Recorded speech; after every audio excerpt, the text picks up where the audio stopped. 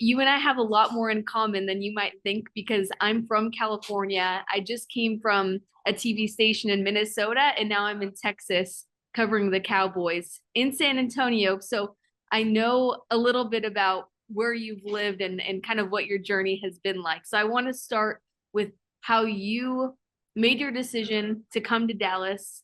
Um, and I know you mentioned in the past Mike Zimmer had a part in your decision and what role you would have with the team. So just kind of bring me back to that decision. Yeah, I feel like it was obviously not an easy decision, but once it was made, and especially, once I was there in the off season and kind of met the guys, I realized it was the right decision. And ultimately, there's a lot of factors that came into play, but this defense and this team is where I wanted to be. So it feels right. So you're the biggest name that the Cowboys brought in free agency because there wasn't a whole lot that Dallas did in free agency, but you were a big addition. So how does it feel to be such a big part of what Dallas is doing in the direction the Cowboys are going? Yeah, I feel like it was more on me. I wanted to be there, more so, in my opinion. But the direction, is a good one. I feel like they obviously have a great foundation. They have a good team. I played against Dallas many times. I think I've only won once actually. So it just shows you how good of a team they are. But they know how to win as well. A lot of close games. But it's good to be on this side of it now. I'm glad you brought that up because crunch time has been a big theme throughout the course of your career. Towards the end of your time in Minnesota, the Vikings were winning a lot of close games at the end of final possessions.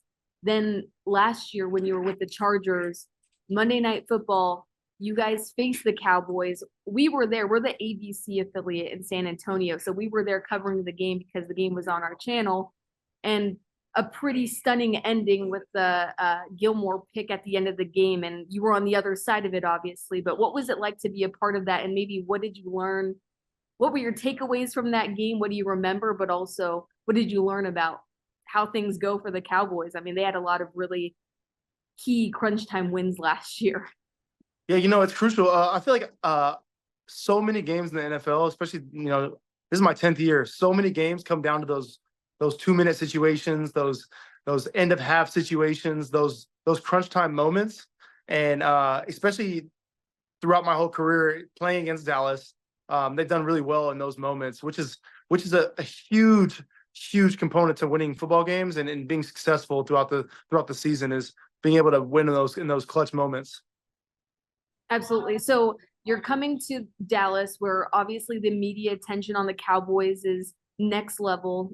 You're well aware of that. A lot of people are well aware of that. But I'm more curious about if you've considered the other side of it, not just the attention, but more so the attention to detail, maybe the ridicule that the Cowboys receive. If you guys don't have success, everyone's going to be talking about it. Is that something that you've mentally prepared yourself for?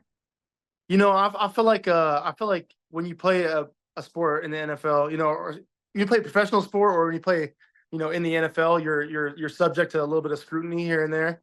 Some of it is warranted, some of it is not warranted. However, I feel like it was told to me right away. Welcome to Dallas. This is a beautiful place to play, but also, it's a double-edged sword. So, but me personally, I don't like to get too high or too low. I like to do my job. I come in with the same habits. I come in with the with a very good structure and a very good work ethic, and I kind of rely on that more than anything. And regardless of how people may perceive me or how things may go up or down, I just rely on that and try to let the chips fall. Absolutely. And you've kind of been there alongside the witness and play with some of the quarterbacks that have received the most ridicule and maybe attention throughout their careers with Kirk Cousins, maybe Justin Herbert a little bit less, but now Dak Prescott do you have any takeaways about those experiences or maybe just anything about your experiences with those three quarterbacks? Yeah, it's crazy because the whole time I was with Kirk, he got so much heat, right?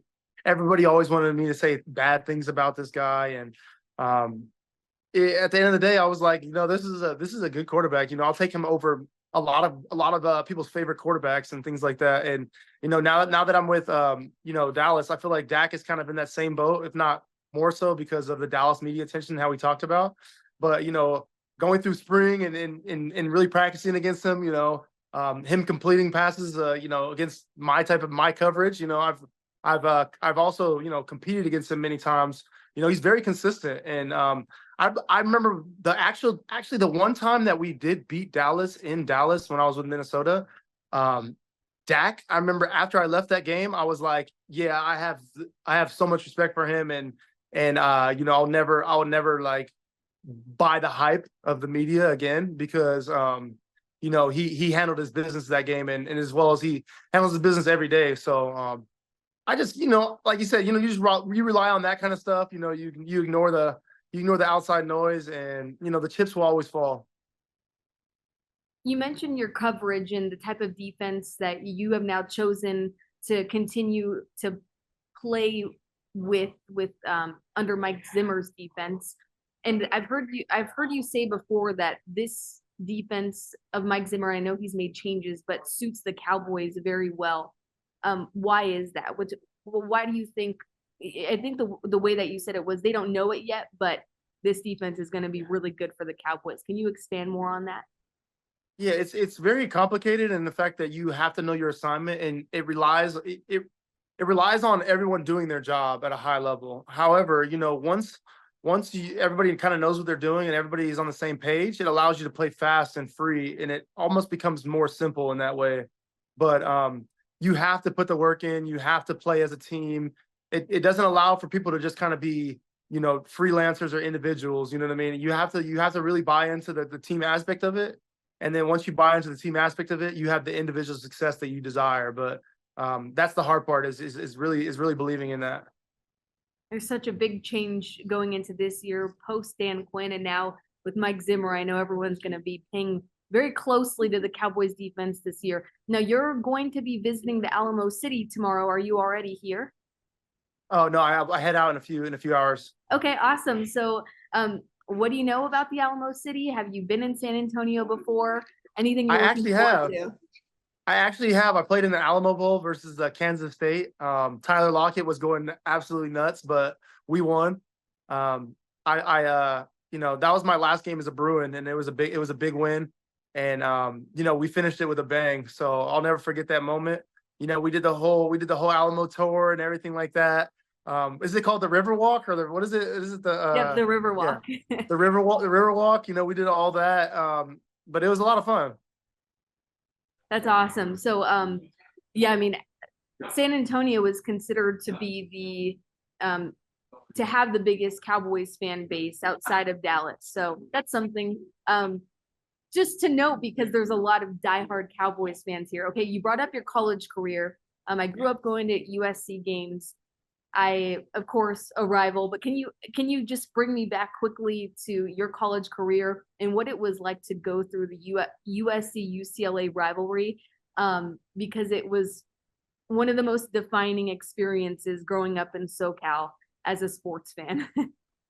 No, it was a lot of fun. My dad grew up as a Bruin, so I kind of grew up kind of hating USC in a way. So it kind of was ingrained to me at a young age. But as I got to school and as I realized how serious it was, it just became fun. You circle that game on the schedule. Obviously, you have to put it off to the end, but it's a battle in the city. It's a battle in the city. The fans are into it. There might be a little scuffles in the parking lot and things like that, but it's cool. It's what football's all about. And I know there's a lot of rivalries across the nation and across the state, but there's nothing like playing in that either the Rose Bowl or the Coliseum, for that game. And they're both really fun to play in. There might be a similar thing forming this upcoming season with the Texans and Dallas, just with how both franchises are kind of changing, mainly Houston, and there's a matchup coming up this season. And there's a new former Viking that you'll get to kind of reunite with. So is that one that you're circling on your calendar yet, or you haven't even thought that far ahead? Yeah, for sure. There's two, Diggs and my buddy Danielle Hunter. Yep. So those are some of good friends of mine, and I'm looking forward to it. So, okay, just a couple more questions. One, training camp coming up, where are you at as far as your headspace goes to enter your first training camp with the Cowboys in California? So hopefully you'll get to maybe see some family. And how are you spending the time leading up to training camp before you really have to lock in? Yeah, right. So right now, currently, I'm in the garage. I love cars. I do my car thing. I work out in the mornings. I handle my stuff. But just doing my car thing, hanging out with family and friends, and training. And this is my 10th year doing it. I know exactly what training camp has to expect. I'm so regimented, and I'm such a professional that I'll be ready for that time. And then how can I not be ready when it's in California? That's even better for me. I got to have some family and stuff out there, so it should be great. Do you have the cars in front of you? You want to see one? Yeah. All right, hold on. I've seen your tours on your YouTube and other. So right now there's one up here on the lift. Oh, Yep. That's just one. The other ones are on the corner, but okay. That's awesome. Okay, so that keeps you really busy by the sound. Yeah, you That's see awesome. the tires and stuff in the back. Do you do the work on them? Like, do you know enough about the cars? I have recently started doing the work on them, but right now my buddy Carter's working on it. But he teaches me a lot. He teaches me everything I know pretty much. Yeah, that's awesome. All right. Well, I think that's it. Wishing you the best of luck. When you were playing for UCLA, did you find yourself ever rooting for the Kings? Because that's when they were winning their cups, and LA became a hockey city at that time.